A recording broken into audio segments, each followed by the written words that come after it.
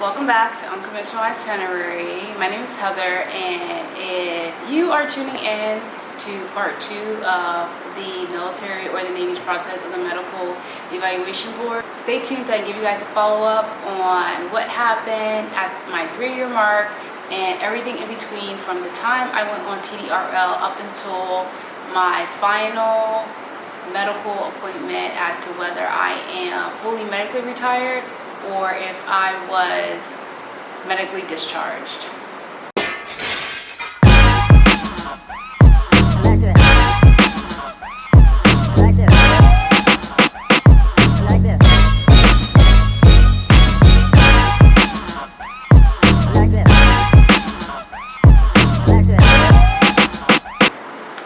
So if you stumbled across my video, I highly suggest you watch part 1, which I'll link in the top. But pretty much if you're watching this, you just have a lot of concerns or questions about the medical board or MEB process. I have helped so many people with questions and resources who have reached out to me after seeing my first video or just word of mouth of the process. But pretty much if you're in the military and you have a condition, or for some reason they just want to put you up on the board to reevaluate your medical health, then most likely they're going to put you up for a medical board to see if you are fit to serve active duty.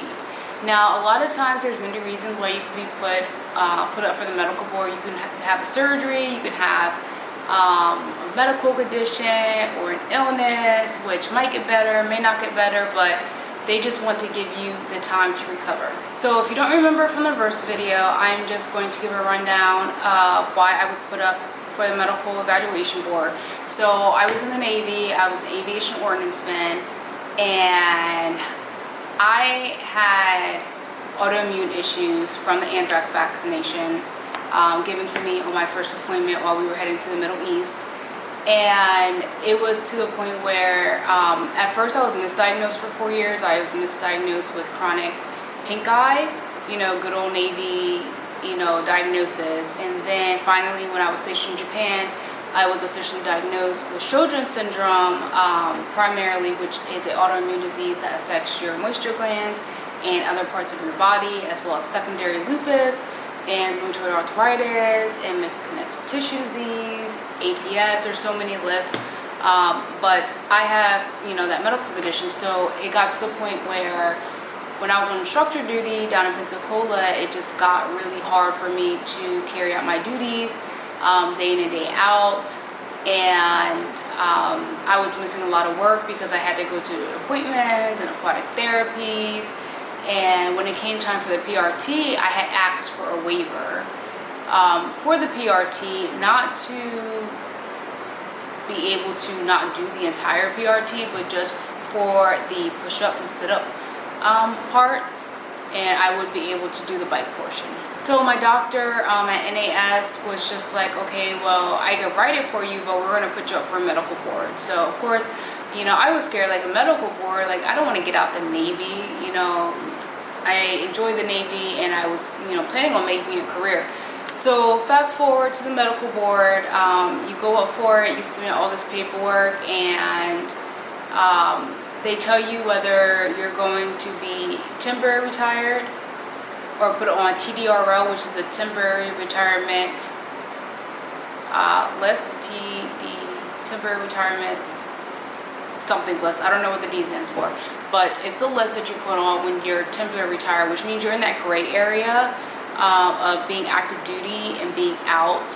I like to call it a civilian sailor. And there's also permanent retirement, which means you're permanently retired, you have all your benefits, you don't have to worry about nothing else with the Navy. So with TDRL, you already get rated for the VA system when your findings come back, whether you're going to be put on TDRL or PDRL. So the VA portion is taken care of. I was automatically given 100% right off the bat just for primarily Sjogren's, and everything else underneath it, secondaries like PTSD and depression and several other things I was rated for also. So once you are on the TDRL, there are some really important things that you should write down, make a mental note, remember. So TDRL originally was for 5 years. Now it is 3 years. Please don't go thinking that you're going to be on TDO for 5 years. I had a friend who also got out. They got out, or they were put on TDRL March of 2017. I was put on TDRL in May 2017. When he got out, or on this list, they told him it was 5 years. When I was put on this list, I was told it was 3 years. So fast forward to the 3-year mark, he had reached out and said, oh my God, I went to take my daughter to the doctor or the emergency room, and they told me I had no insurance at all. So when I tell you it's really serious that you know about the dates, it's important, because the Navy will cut off your benefits if you are that 1 day over and you have not, gotten in contact with them or had an appointment. All right, I'm reading off. I have a little notepad right here so I don't forget anything. So the 3 years, you pretty much make sure you go to your appointments. If you have VA appointments, make sure you go. If you have civilian providers, make sure you see those civilian providers. Just, keep a document trail of everything.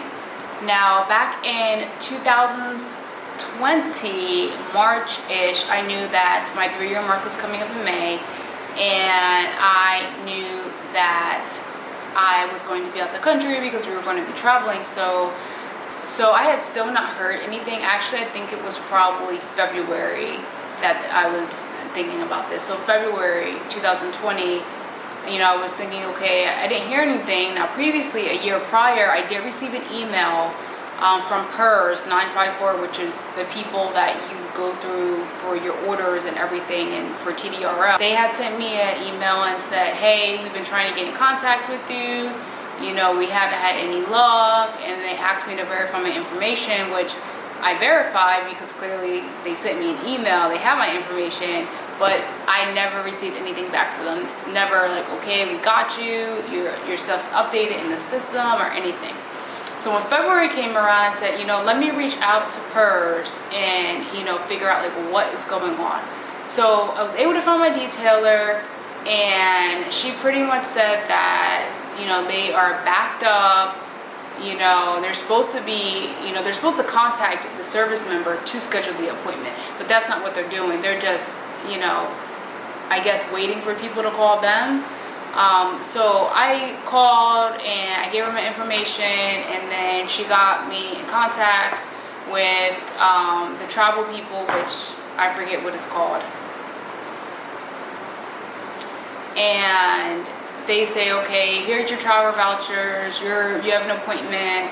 For me, I had to travel to Virginia, so they flew me to Virginia. Here's your appointment date, show up. If you have any questions, just let us know. The typical Navy stuff, you go in a debt, or they send you out somewhere, you do your travel claim stuff. And that was pretty much it. So for my appointment, like I said, I flew to Virginia, Portsmouth. I saw a rheumatologist there.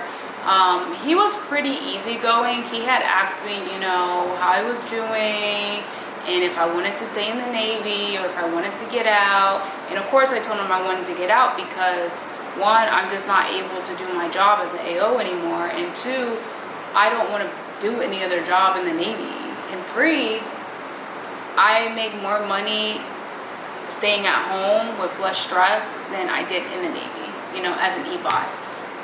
So they're like, okay, well, this is my recommendation, and if that's what you want, then I'll put that down on the paper. And they do like a little exam, and then you have to go see another lady after your appointment. You have to, just like the Navy, you have to have a paper trail. So you go to another office, and they stamp your paperwork saying that you went to the appointment, and then you go back home. So after that, you have to wait, I believe, like 45 days for them to make a final decision. Just like when you were put on TDRL, you are put on TDRL, you get orders. The same thing for me. I got orders saying that they were 100% favorable with fully medically retiring me, which I'm all for. Now, originally, I was rated 100% on the DoD side as far as the VA side, but after this reevaluation, they dropped me down to 60% on the DoD side, which doesn't matter because I'm not getting retirement pay anyway, and ultimately I get paid by the VA, so the VA still has me at 100%, And that is that. So a few questions that I wanted to, or a few answers to questions I just wanted to give you guys during this video. So one of the questions I get is, what happens during the time that you are on TDRL? Pretty much it's a waiting game. If you want to work, you can work. If you want to go to school, you can go to school. You don't report to anyone. Like I said, you're kind of in that gray area in the Navy, but not in the Navy. So make sure like you guys don't get in trouble or like get arrested or have like any criminal, anything criminal, because you do get a DD-214 when you get placed on TDRL, but it's not your official DD-214. Like you get reissued another DD-214. What about medical coverage for my family? So as I mentioned before, you do have full medical coverage for your family. So for me, my medical coverage actually stopped. And this is what happened. So after I had got my orders and my paperwork in the mail saying that, you know, you're 100% retired, or you're fully retired as of May 1st, 2020, and they said you could take this paper to the ID card place, personnel, I forget what it's called, or PSD in the Navy, and they'll give you new ID cards. So I had called the lady that I got the email from, or the letter from, and I said, hey, my daughter and I already have ID cards, because you get ID cards when you're placed on TDRL, and you're 100%. So she said, no, just whenever your ID cards expire, which isn't until like 2022, 2023-ish, you know, then you can go and get new ID cards, because I didn't want to go on base anyway. And it's just a pandemic going on, so I just did not want to make that trip all the way to NAS, Pensacola, to get new ID cards. So May 28th came, which would have been my last day, officially my last day on TDRL. And May 29th came, and at that midnight, I got a notification saying that there were actually changes to my benefits. So of course I log in to Tricare online, e-benefits, I can't remember which one it was, and I didn't see any messages or anything. So I called them, and they pretty much said, yeah, you have no coverage. And I said, well, why don't I have coverage? They're like, because your 3 years ran up. And I said, well, I have paperwork right here stating that I am 100% retired. So they said, okay, well, you're going to have to go through personnel and have them updated. So I ended up having to go into personnel, bring in the paper, and they updated it. I just got another ID card with the same information, except it says permanently retired on there instead of TDRL. My daughter got a new ID card as well that reflects the same thing, but they pretty much said that it should have been updated automatically. So when I called Tricare back, I was a little bit upset because I wanted my daughter to have the same doctor that she had at NAS.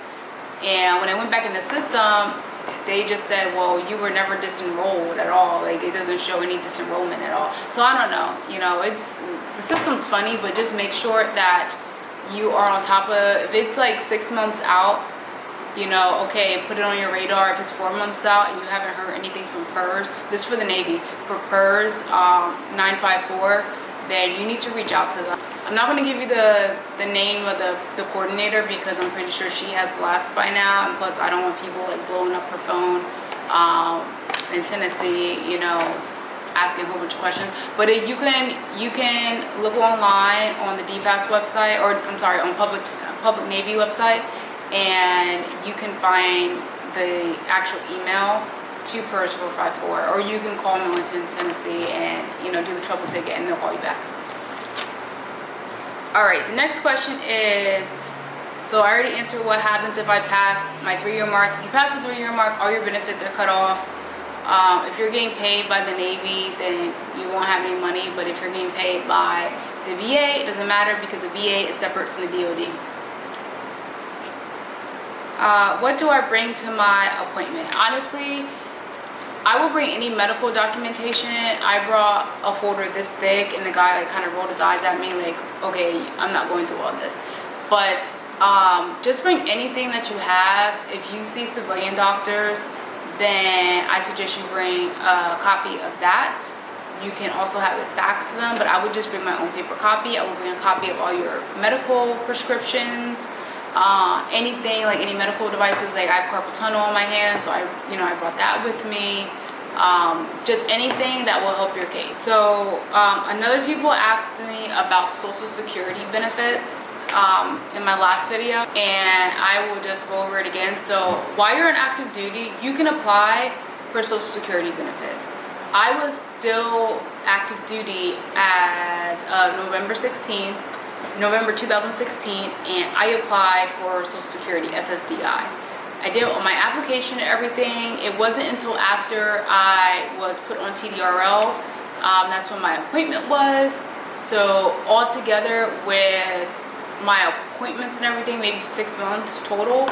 It took, by the time I got approved for Social Security, even though my condition is listed primarily as being eligible for SSDI, I was not approved until another 6 months later. So it took a year. So you can apply online. They will also give you an estimation of what your benefits could be.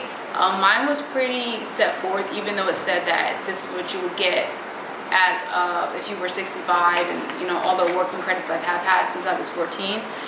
So you'll get that. Also, your family will get money, like your kids will get money. They will only get half of whatever you are entitled to. So if you are getting, for instance, $1,600 in SSDI benefits, then one kid will get half of that.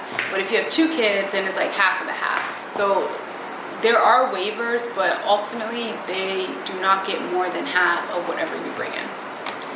Now, as far as my situation, I had my initial application backdated to April. So April of 2015 or 16, I can't remember. But I had that backdated, and from there, I was granted back pay. So I had back pay from all that time, and then I had back pay. My daughter had back pay too. So if you're unable to work and you don't plan to work, then I highly suggest,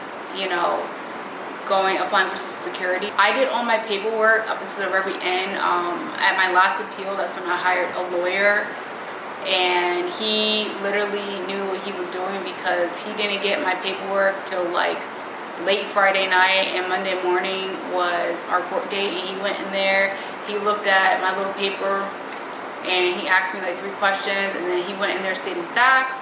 He was like, statute 15.5L and this and that, and the judge was 100% favorable at my hearing. So that's pretty much it. I really can't think of anything else. There are other things like an SMC code, which is a special monthly compensation. Some people are entitled to it. I get that special monthly compensation. I don't get, the top tier one, which is for people that are like have lost limbs, or like amputees, or are more severely disabled than I am. But I don't know any other person with autoimmune diseases that has that SMC. Also, there is the CRSC, which is the combat related special compensation. If you were injured during, not combat, but in a hazardous duty area or anything of that sort, you can apply for that, and they'll also back pay you. Actually apply through your own branch. So you can log into DFAS, and DFAS will tell you whatever branch. I'm not sure if the other branches use DFAS, but Navy use DFAS. So you can log into there, and they will tell you how to apply. You just know your documentation. I am going to do that whenever I get a chance to. But I guess that's it. I hope that answered all your questions. I know that the process is really long. There's a lot of what ifs, I don't knows. Oh, one last thing. So what's really important, and I'll put this link in the description, you need to know what you're going up for medical board, and what your limitations are. Like if you, like for instance, when people look at me, I know you're watching this video and you're just like, oh my god, I can't believe, she has an autoimmune disease or she's sick or anything like that, because I don't look sick or anything. So it's hard when you go into these doctor's offices or for your CMP exams or whatever, and you're explaining to these people that, okay, this is going on, that's going on. So you have to go in there and play the part like you're, you know, about to win an Emmy or an Oscar. And not because you had to lie or fake or anything, is the fact you need to show these people, okay, this is how it is. Like on your worst day, that's how you need to tell them that it is several days a week. Because I could say, you know, I can't get out of bed. They're like, oh, okay, she can't go out of bed, but how many days can you get out of bed? Or what's the level of your pain most days? Like you have to tell them, okay, this is what it is. You know, my worst days, like this is how I feel. This is how it's affecting me. This is why I can't work. This is why I can't go to school or anything. And if you have autoimmune disease out there, like you know, the depression and you can't work and just, you know, getting up, you know, it's just tough. So I hope that you know, this video helped someone out. If you guys have any questions, you can post it in the comments. You can also find me on Instagram. That will also be in the link.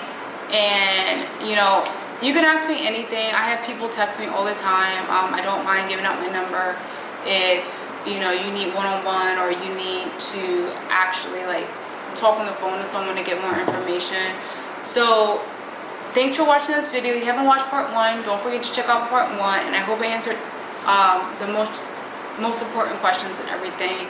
And just know, if you really want to get out the Navy, just tell them you want to get out. If you really want to try and stay in, then tell them, okay, I don't really want to get out the military, like I want to stay in. So that's all for right now. Thank you for watching, and I will check y'all later. Bye.